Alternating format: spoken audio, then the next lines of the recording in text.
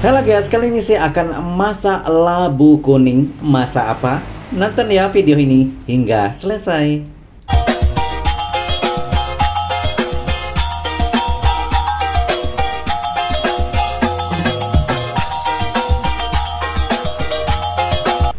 Assalamualaikum warahmatullahi wabarakatuh. Jumpa lagi dengan saya Sazali. Nah, ini adalah labu kuning yang saya sudah potong-potong, saya sudah bersihkan. Nantinya saya akan masak bikin kolak. Nah, ini ada daun pandan, kemudian gula aren ataupun gula enau, dan juga gula pasir sedikit ya. Oke. Sekarang saya akan peras kelapa seperti biasa ya. Saya menggunakan kelapa asli yang saya parut sendiri, dan juga saya peras santannya sendiri seperti di video. Dan ini lebih segar ya, karena kelapanya juga baru saya petik dan juga baru saya peras seperti di video ini ya.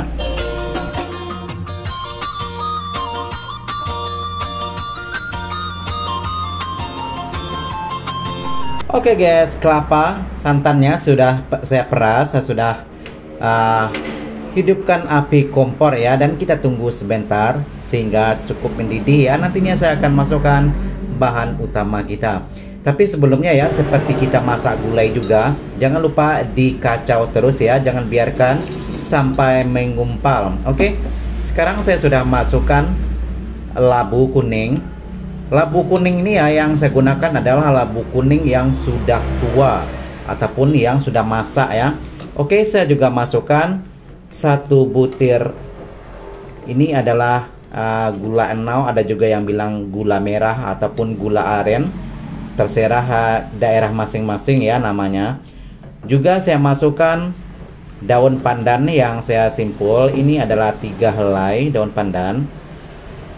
Oke, seterusnya saya akan tunggu sebentar ya sehingga mendidih. Dan nantinya gula arennya sudah pecah, saya akan masukkan gula pasir sedikit saja ya, sebagai boleh dikatakan sebagai perencah. Seperti itu kira-kira ya, untuk rasanya lebih wow manisnya seperti itu.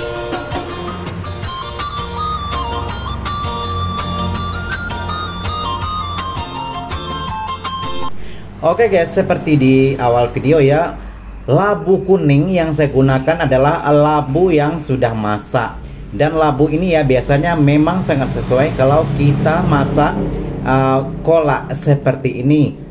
Dan kalau untuk sayur sendiri, kalau saya sendiri ya lebih suka yang sedikit lebih muda, tapi tidak terlalu muda ya.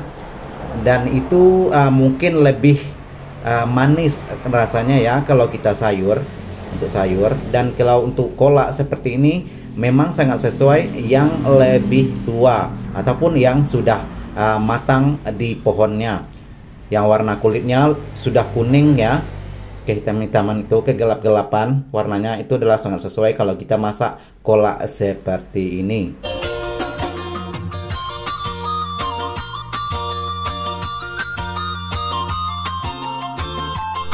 Oke guys, kelihatan ya warnanya sudah pun berubah, dan artinya ya gula aren yang saya masukkan tadi sudah pun hancur sebagian ya, belum habis, belum hancur semua, sebagian karena warnanya sudah berubah, artinya sudah hancur ya.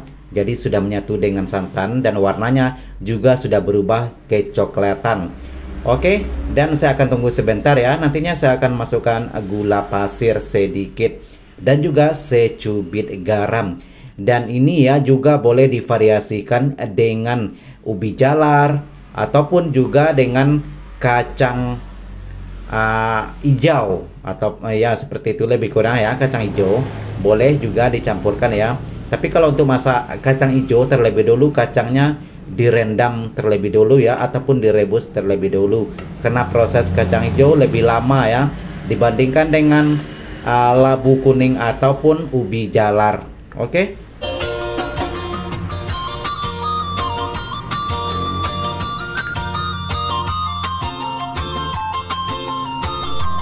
Oke guys, kelihatan ya sudah pun hampir masak ya, karena warnanya juga sudah kecoklatan ya, sudah berubah warna.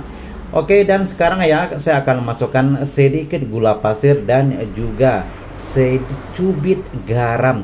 Dan ini ada juga ya bagi yang suka sari manis seperti di sini ya, di Pasaman Barat ini juga ada yang jual, yaitu sari manis, yaitu sari dari manisan ataupun dari gula tebu itu ya.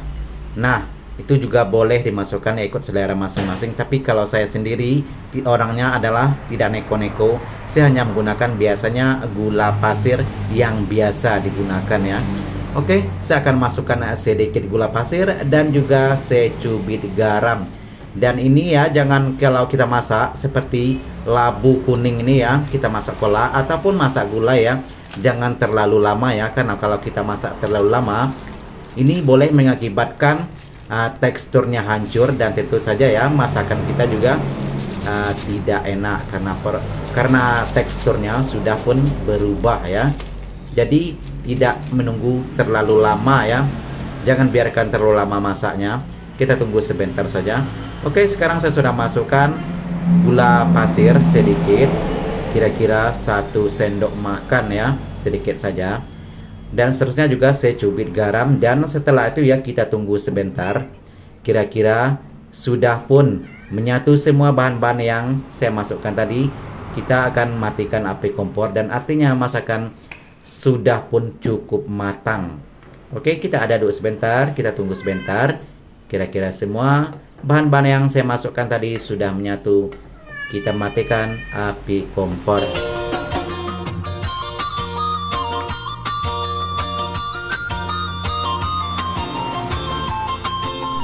Oh ya guys, ini juga boleh dicampur dengan pisang ya, seperti pisang kepo, ataupun juga boleh dicampur dengan jagung. Dan kalau kolak sendiri ya, boleh divariasikan berbagai jenis bahan-bahan yang untuk kolak ya, seperti ubi jalar, pisang, jagung, dan lain-lain ya, boleh dicampurkan semua, karena semua bahan-bahan seperti itu ya boleh menyatu. Oke, seterusnya ya, saya akan matikan api kompor, dan ini artinya masakan saya sudah pun cukup masak. Oke guys, terima kasih bagi Anda yang sudah bergabung ya, dan jangan beranjak dulu ya, belum habis. Di akhir video akan ada cuplikan ya ketika saya mencoba masakan yang saya masak sebentar tadi. Alhamdulillah rasanya tidak mengecewakan. Nah, ini adalah cuplikan sedikit ya. Terima kasih bagi Anda yang sudah bergabung. Jika Anda suka dengan video saya, suka dengan channel saya, mohon dukungnya, subscribe, like, komen, dan juga share.